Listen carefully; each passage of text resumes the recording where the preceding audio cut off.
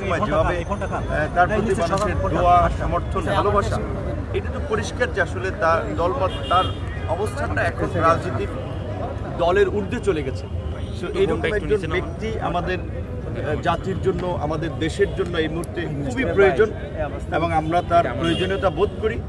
এবং এখন তার যে অসুস্থতা, সেটা মনে হচ্ছে যে মাঝখানে তিনি যেভাবে সেরে উঠেছিলেন তার চেয়ে একটু খারাপের দিকে আমরা আশা করব যে চিকিৎসকদের তত্ত্বাবধানে তিনি এটা কাটিয়ে উঠবেন এবং সুস্থ হয়ে উঠবেন। আমরা এটাই চাই এবং দেশের জন্য এটা প্রয়োজন। এত বড় একটা পরিবর্তন এই জুলাই গণ অভ্যুত্থানে আমাদেরকে আল্লাহ পাক দিয়েছেন, নিশ্চয়ই সেই পরিবর্তনটাকে এগিয়ে নেওয়ার জন্য, একটা সফলতার দিকে নিয়ে যাওয়ার জন্য খালেদা জিয়ার নেতৃত্ব এই জাতির খুব প্রয়োজন। এটা আমরা না, শুধু সমস্ত মানুষ, সমস্ত দল এটা ফিল করে। এটাই আমাদের দোয়া, তার এছাড়া তো আমাদের কিছু করেনি। এবং দেশের মানুষেরও কাছে আমরা এটা বলবো যে দোয়ায় মানুষের আয়ু বাড়ে, মানুষের ভাগ্যের পরিবর্তন হয়। সুতরাং তাকে যদি সবাই ভালোবাসে, সবাই তার জন্য দোয়া করছে। আমাদের দেখা মতে গত 2 দিন ধরে মসজিদ, মাদ্রাসা, গির্জা, প্যাগোডা সব জায়গায় তার জন্য দল মত নির্বিশেষে মানুষ দোয়া করছে। আমরা আজকে দেখে গেলাম, আমরাও আল্লাহর কাছে দোয়া করি এবং সারা দেশের মানুষের কাছে আমরাও দোয়া করার আহ্বান জানাই।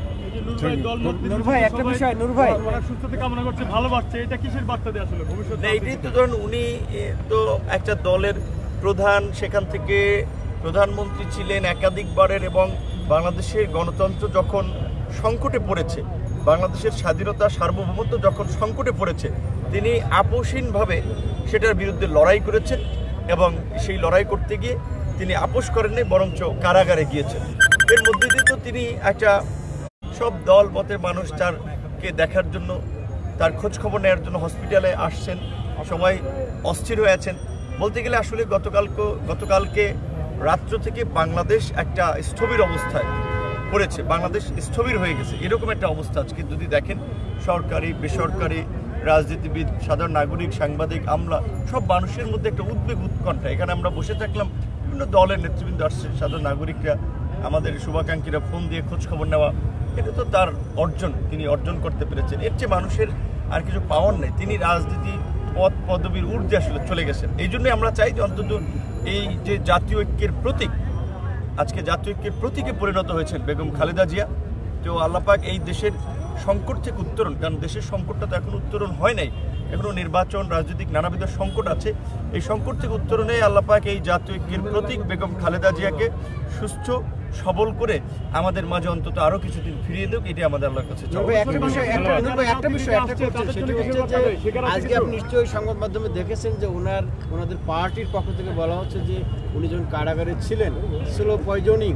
এই যে আপনি রাজনীতি করেন, এই যে রাজনৈতিক প্রতিহিংসা, আপনি এইটা কিভাবে দেখেন?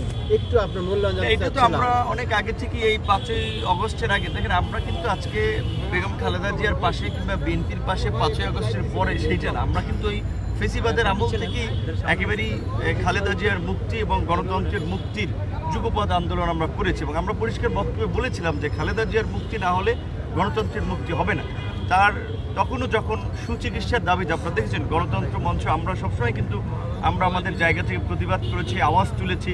এবং শেখ হাসিনা যে একজন কার্যত সাইকোপ্যাথে পরিণত হয়েছিলেন, সেটা তো দেশের মানুষ দেখেছে। মানুষকে হত্যা করে, মানুষের উপরে নির্যাতন, নিপীড়ন চালিয়ে তিনি পৈশাচিক আনন্দ পেতেন। এবং বেগম খালেদা জিয়া তার সেই পৈশাচিকতার শিকার। বেগম খালেদা জিয়া শেখ হাসিনার প্রতিহিংসার শিকার, যে একজন সুস্থ সবল মানুষকে জেলে নিয়ে গিয়েছেন এবং জেলে তাকে তিলে তিলে যন্ত্রণার দিকে ঠেলে দিয়ে শেষ পর্যন্ত মৃত্যুর দিকে ঠেলে দিয়েছেন। তো আজকে সেই খালেদা জিয়াই দেশে আছে, মানুষের ভালোবাসা নিয়ে আছে, কিন্তু শেখ হাসিনা দেশেও থাকতে পারেন নাই, মানুষের ঘৃণা নিয়ে আছেন।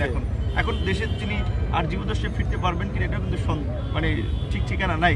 সেই জায়গা থেকে তো খালেদা জিয়ার আজকে যে সম্মান, ভালোবাসা, এটা দেখে নিশ্চয়ই আজকে উপলব্ধি হচ্ছে যে তিনি যে কাজটি করেছেন সঠিক করেন। এবং তার যে কারাগারে থাকা অবস্থায় স্বাভাবিকভাবে এটা এই দাবি, এই কথা কিন্তু আমরা অনেক আগেই বলেছিলাম যে তার খাবার কিংবা তার ওষুধের অনিয়ম, স্লো পয়জনিং লাগে না, ওষুধের অনিয়ম করে মাত্রা বাড়িয়ে কমিয়ে কিন্তু আপনার মানুষকে মৃত্যুর দিকে ঠেলে দেওয়া যায়, মানুষকে চরম ক্ষতির দিকে ঠেলে দেওয়া যায়। তার যে সংকট আজকে লিভার, কিডনি এবং শ্বাস প্রশ্বাসের যে আপনার যে এখনকার যে নানা ধরনের ইনফেকশন, এগুলো তো পূর্ব থেকে নানান ধরনের সমস্যার কারণে আজকে এটা ঘনীভূত হয়েছে। ঠিক আছে, ধন্যবাদ। Thank you.